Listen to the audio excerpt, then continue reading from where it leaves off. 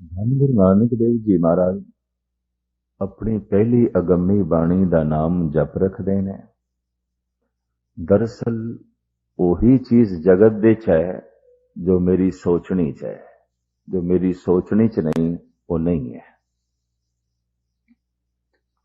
ਉਹੀ ਚੀਜ਼ ਜਗਤ ਦੇ ਚ ਹੈ ਜੋ ਮੇਰੀ ਯਾਦ ਦੇ ਚ ਹੈ। ਜੋ ਮੇਰੀ ਯਾਦ ਦੇ ਚ ਨਹੀਂ ਉਹ ਨਹੀਂ ਹੈ। ਭਾਵੇਂ ਹੈ ਫਿਰ ਵੀ नहीं है, क्योंकि मेरी सोचने च नहीं, मेरी समझ दे च नहीं, मेरी याद दे च नहीं।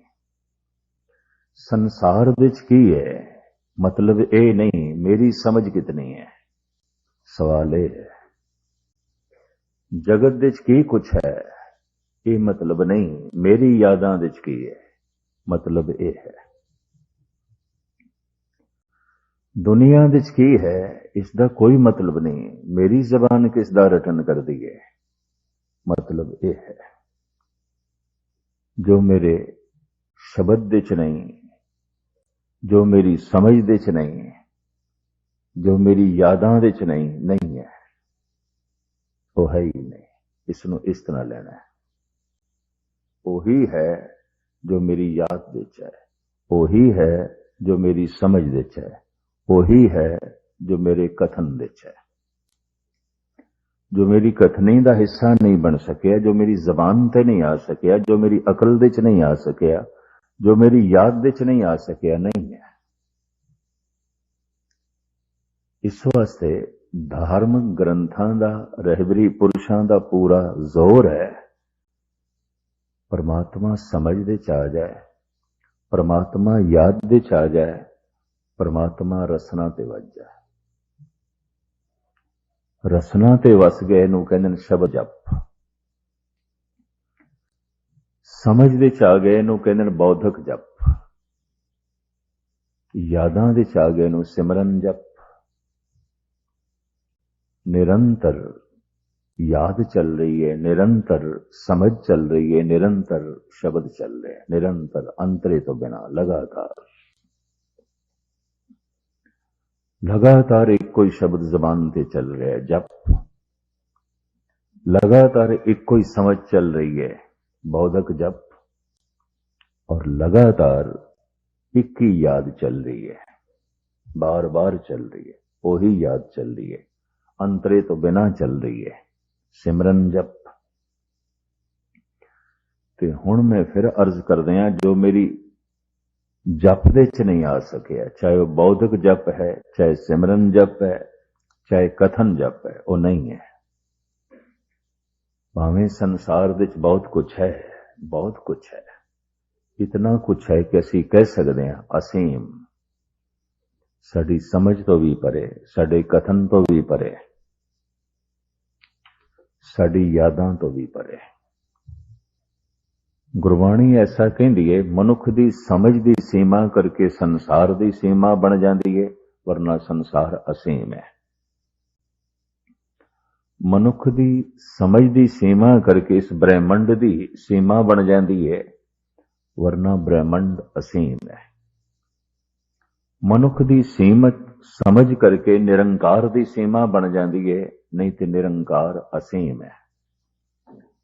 और मनुख की सीमत समझ करके शरीर की सीमा बन जाती है, वरना यह शरीर भी असीम है। जो ब्रह्मंडे सो ही पिंड है, जो ब्रह्मंड दे च है विस्तार दे च, वही सूक्ष्म रूप दे च इस पिंड दे च है। जो सूक्ष्म रूप दे च पिंड दे च है, वो विस्तृत रूप दे च ब्रह्मंड दे च है। तो जे सारे ब्रह्मंड नूं समझना औखा है तो इस पिंड नूं समझना कित्थों सौखा है।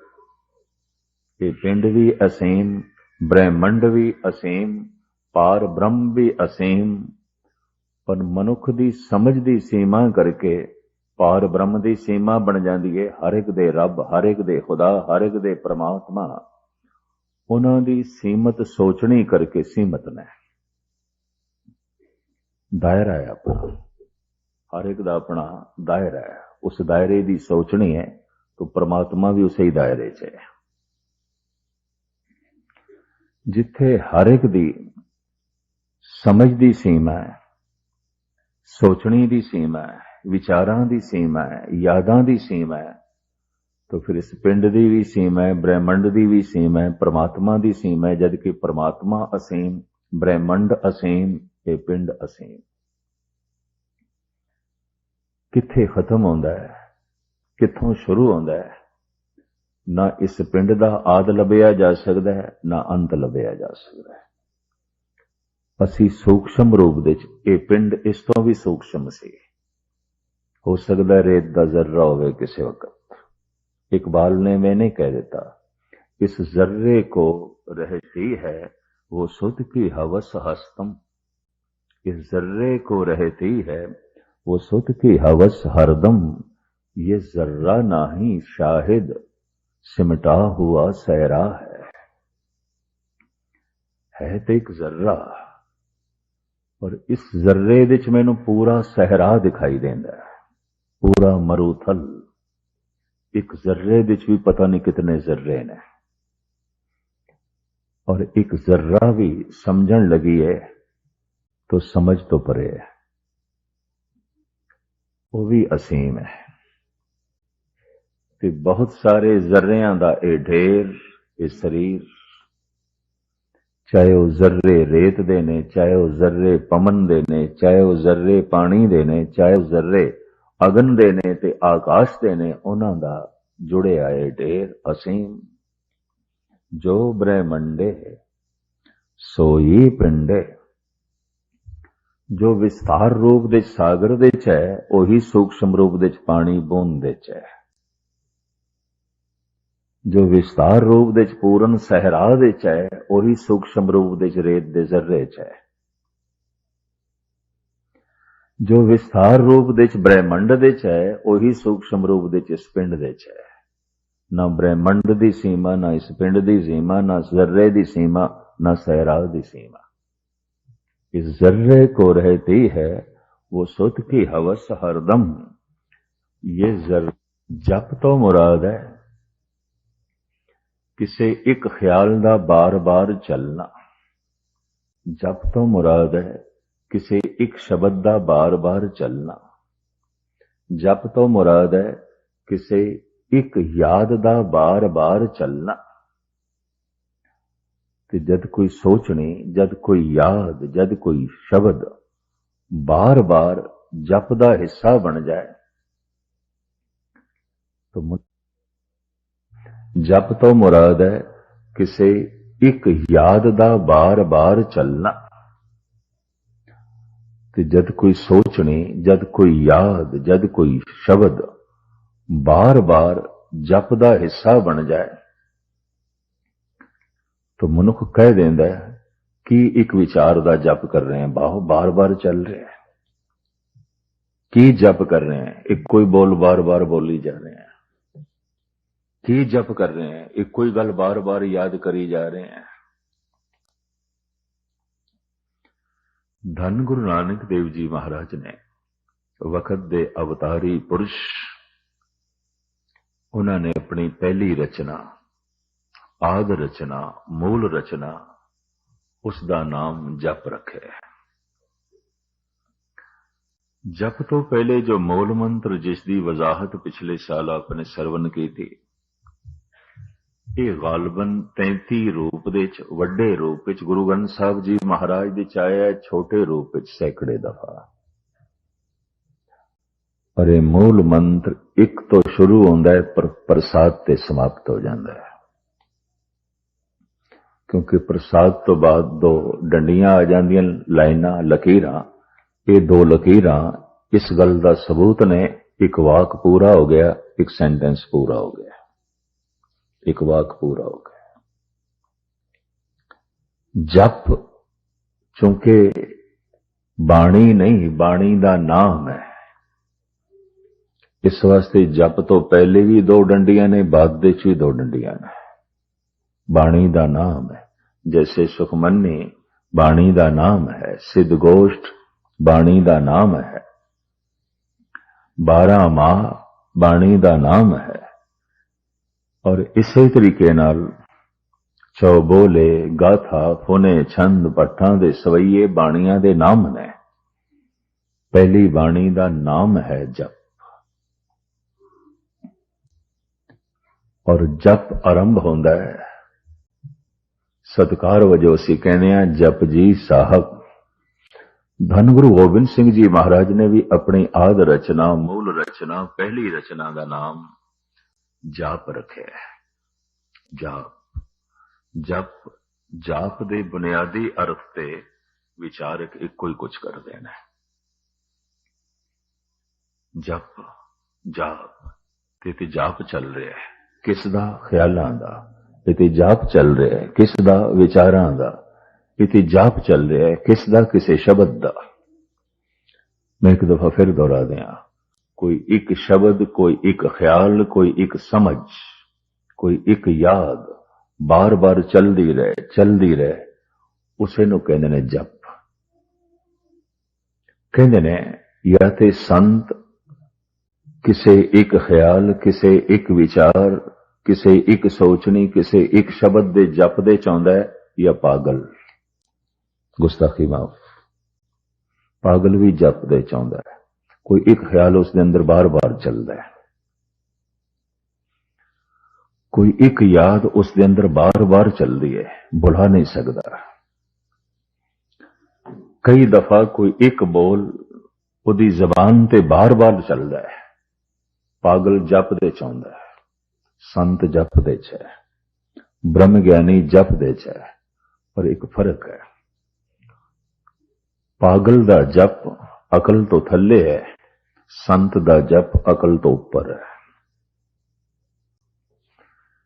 इस वास्ते दोवें मनुख की समझ तो परे हो जाते हैं, क्योंकि मनुख ते समझ दे तल ते जी रहा है, अकल दे तल ते जी रहा है।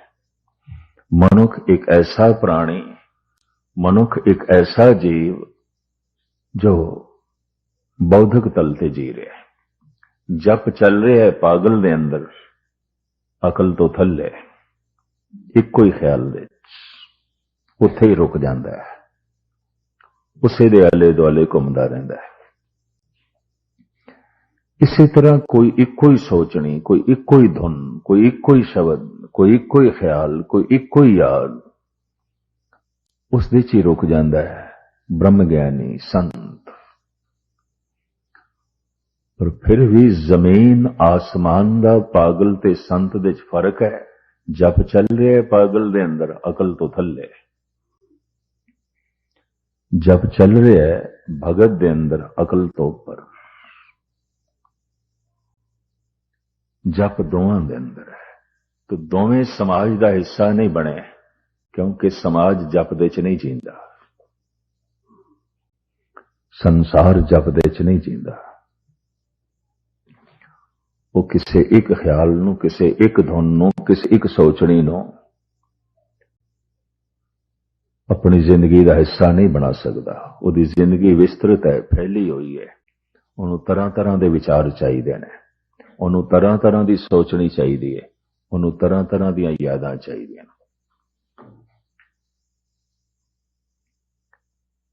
पर संत कहंदा है सभे गल्लां विसरन, इको विसर ना जाओ। भूल जाए सब कुछ भी ना चले, बस इको ही जप चले। गुरु नानक दी पंक्ति, सभे गल्लां विसरन, इको विसर ना जाए। भूल जाए सब कुछ, निकल जाए सब कुछ समझ तो, चला जाए सब कुछ जबान तो, पर एक ना जाए, उसदा जप चले। संत दी ए मंग है, पागल दी ए मजबूरी है। पागल मजबूरी च जप दे च जीवंदा है, क्योंकि उसका संतुलन डावाडोल हो गया, उसकी अकल कम नहीं करती। इतने तनाव, इतने दुख, इतनियां विपतावां, इतनियां बेचैनियां च ओ जीवे है, टुट गया थले। ये सदी सियाणे, धार्मिक सियाणे कहंदे ने पागलपन की तरफ जा रही है। ऐसियां सोचां जो जीवन का बोझ बनदियां ने, भार हल्का नहीं करदियां। ऐसियां यादां जो जिंदगी का बोझ वधांदियां ने, घटांदियां नहीं। ऐसी समझ जो बोझ ही बन जाती है, हल्का नहीं करती, तो टुटेगा मनुख और की होगा। तो सदी पागलपन की तरफ जा रही है। कहते ने इस तरह दियां सदियां भी इस जमीन ने देखियां ने, जद मनुख परमात्मा की तरफ जा रहा सी, अकल तो भी अगे। ये सदी इसका बहाव अकल तो थले की तरफ है। तो सारी दुनिया के पागलखाने भर गए। जद परमात्मा की तरफ बहाव आंदा है तो धार्मिक मंदिर, धर्म अस्थान रौनकीले हो जाते हैं, भर जाते हैं। या इस तरह का मनुख घर दे भी बैठता है तो घर भी हरि मंदिर बन जाता है। घर घर अंदर धर्मसाल, जे वो दुकान ते भी बैठता है वो हरि मंदिर बन जाती है। जो बाजार दे भी बैठता है तो फिजा परमात्मा की हो जाती है। अजोखा मनुख चाहे मंदिर दे भी बैठ जाए, गुरुद्वारे च भी बैठ जाए, बहाव ते पागलपन की तरफ है। तो पागल गुत्थम गुत्था आउंदे ने। पागल पागल नाल सहमत नहीं आउंदा। पागल पागल नाल गुत्थम गुत्था आउंदा। दो पागलों को इस वास्ते अलग रखना पैंदा या निगरानी च रखना पैंदा जे रहन ते। हजार संत एक जगह रह सकते हैं। आम कहावत है, 20 फकीर एक मसीत दे च रह सकते हैं, 2 राजे एक सिंघासन ते नहीं रह सकते, 2 पागल एक मुल्क दे च नहीं रह सकते, 20 फकीर एक मसीत दे च रह सकते हैं।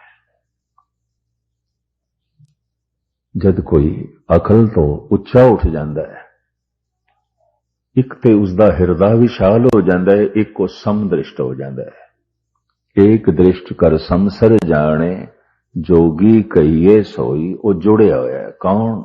इको ही दिखाई देता है, दूसरा नहीं। एको ब्रह्म द्वितीया नास्ति, है ही नहीं दूजा। तुझ बिन दूजा ना ही कोई, है ही नहीं। गल खत्म। गुरु अर्जन देव जी महाराज, तुझ बिन दूजा ना ही कोय, तू करतार करे सो होए। है ही नहीं, तेरे तो बिना कुछ और है ही नहीं। एको ब्रह्म द्वितीया नास्ति। उपनिषदां दा वाल इको ही ब्रह्म है, दूजा तो है ही कोई नहीं, है ही कोई नहीं। किस दी गल करिए? ये कहना अकल तो उच्चा है। और मैं अर्ज करा, पागल भी किसी एक धुन दे च जीवदा है, किसी एक विचार दे जींदा है। उहदी दुनिया च भी कोई एक ही है, वो एक कुछ भी हो सकता है। पागल खाने च मैं देखे ने कुछ बने हुए ने बादशाह, मैं तो देख के हैरान होया। सिर दे उत्ते कागजां दा ताज बना लेंदे ने, बादशाह सी, हुक्म करन लग पैंदे ने। ये वो लोग ने जिन्होंने हंकार ने हिला दिता है। ये भी मैं अर्ज करते हैं, हंकार ने हिला दिता है। एक प्रकरण अपने आप दे किसी वक्त खुलासा मंगदा है, मैं आप जी के सामने करांगा। किसी नूं लोभ ने हिलाया है, वो कोई होर हरकत करेगा। किसी नूं काम ने हिलाया, वो कोई होर हरकत करेगा। हिलिया है, पर किसी नूं अपनी दुनिया तो परमात्मा ने हिला दिता है, सत्संग ने हिला दिता है। शब्द सुनिया ते हिल गया, ते हिलिया की है, अकल तो उच्चा उठ गया है। किसी नूं लोभ ने हिलाया तो हिलिया की, अकल तो थल्ले चला गया। दिखाई ते दोवें ही पागल देणगे, क्योंकि दोवें जप दे च जीवदे ने। जप मैं फिर अर्ज करा, चूंकि पहली बाणी का नाम जप है, इसकी वजाहत करनी लाजमी सी। जप कोई एक शब्द मेरी जबान ते बार बार चल रहा है, मेरे कंठ दे च बार बार चल रहा है। कोई एक विचार मेरी समझ दे च बार बार चल रहा है। कोई एक याद मेरे चेत च बार बार चल रही है जप। इसनूं कहंदे ने बौद्धिक जप, शब्द जप, सिमरन जप। चल रही है याद कोई एक, चल रही है विचार कोई एक, चल रहा शब्द कंठ दे शब्द या है जबान ते कोई एक जप। बस ये दो तरह के मनुख ही जप दे जीवते ने, भगत, संत, गुरमुख, ब्रह्म ज्ञानी या फिर पागल। आम समाज, आम संसार किसी एक शब्द दे नहीं जीवता, किसी एक विचार दे नहीं जीवता, किसी एक याद दे नहीं जीवता। उन्होंने बथेरियां यादां चाहिए ने, उन्होंने बथेरी सोचनी चाहिए, उन्होंने बथेरे अल्फाज चाहिए ने। तो कई दफा शब्दां दा, विचारां दा, यादां दा इतना भार हो जाता है, इतना बोझ होता है, टुट के अकल तो थले आ जाता है। होर की है ये जप दे जींदे ने जो अकल तो थले, ये भी जप दे जींदे ने जो अकल तो ऊपर। तो गुरु नानक देव जी महाराज ने अपनी पहली बाणी का नाम जप रखे।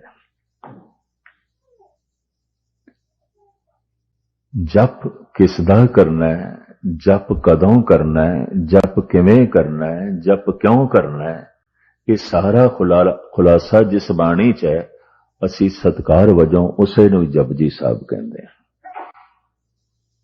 जप किसदा करना है, जप क्यों करना है, जप कदों करना है, ये सारियां विचारां दा खुलासा है। आखिर जप दी मंजिल की है, जप दी लोड़ की है, इन्हां सारियां ही गल्लां दा खुलासा जिस बाणी दे च है, गुरमत दे च असी उसनूं जप कहंदे हैं। गुरु नानक ने उसका नाम जप रखे। तो जपजी साहब दे च दो श्लोक ने, एक अखीर दे च पवन गुरु पाणी पिता माता धरत मात, एक पहले है आद सच जुगाद सच। ये श्लोक है, इनू श्लोक के रूप में गुरु अर्जन देव जी ने सुखमनी साहब दे च दर्ज किया है। आद सच श्लोक, आद सच जुगाद सच, ऐडी सच नानक होसी ई सच। जो कावे कला नू समझदे ने, जो इल्मे शायरी दे थोड़ा जिहा शौक रखते ने, उन्होंने पता होगा भारत दे कावे कला दे सवैये ने, कवित ने, श्लोक ने, दोहे ने, छंद ने, और छंद हजारां तरह दे ने, फिर तरह तरह दे पदे ने, पौड़ियां ने, ये बेशुमार ने। छंद भी कई तरह दे, बहुत सारे छंदां दे दर्शन ते तुसी जाप साहब दे च कर सकते हो। चाचरी छंद, भुजंग भरिया छंद, एक अछरी छंद तुसी देख सकते हो उत्थे। और हैरानगी है कितने छंद जाप साहब दे छपे छंद। ये छंदां दे नाम ने, कावे शैली दे नाम ने। जैसे उर्दू शायरी दे विचारक सियाणे पुरुष कहंदे ने ये नज़म है, ये गजल है, ये कित्ता है, ये रुबाई है। इस तरह भारतीय काव्य कला नू समझण वाले कह दिंदे ने सवैया है, ये कवित है, ये पौड़ी है, ये पदा है, ये छंद है, ये श्लोक है। और ये छंद केड़ा है और ये पदा केड़ा है, क्योंकि इस दियां भी बहुत सारी किस्मां ने। छंदां दे वख वख नाम। एक तरह दे छंद गुरु ग्रंथ साहब जी महाराज दे गुरु अर्जन देव जी महाराज ने दर्ज कीते ने, फुने छंद। फुने छंद, फुन फुन कहंदे ने बार बार नू, पुन पुन बार बार, फुन फुन बार बार। किसे इको ही ख्याल नू अनेकां छंदां दे च बयान करी जाना, उन्हां नू कहंदे ने फुने छंद। धन गुरु अर्जन देव जी महाराज दे ये छंद दर्ज ने। ਸ਼ਲੋਕ ਪਹਿਲੇ ਪਾਤਸ਼ਾਹ ਦੇ ਵੀ ਨੇ, ਦੂਜੇ ਦੇ, ਤੀਜੇ ਦੇ, ਚੌਥੇ ਦੇ, ਪੰਜਵੇਂ ਦੇ, ਨੌਵੇਂ ਦੇ ਔਰ ਭਗਤਾਂ ਦੇ। ਇਹ ਸਾਰੇ ਸ਼ਲੋਕ ਗੁਰੂ ਗ੍ਰੰਥ ਸਾਹਿਬ ਜੀ ਮਹਾਰਾਜ ਦੇ ਚ ਅਖੀਰ ਦੇ ਚ ਨੇ। ਪਹਿਲੇ ਪਾਤਸ਼ਾਹ ਦੇ ਸ਼ਲੋਕ, ਸ਼ਲੋਕ 12 ਤੋਂ ਵਧੇਕ, ਤੀਜੇ ਦੇ, ਚੌਥੇ ਦੇ, ਪੰਜਵੇਂ ਦੇ, ਨੌਵੇਂ ਦੇ, ਔਰ ਇਹਨਾਂ ਤੋਂ ਪਹਿਲੇ ਕਬੀਰ ਫਰੀਕ ਦੇ ਸ਼ਲੋਕ, ਸ਼ਲੋਕਾਂ ਦੀ ਬਾਣੀ।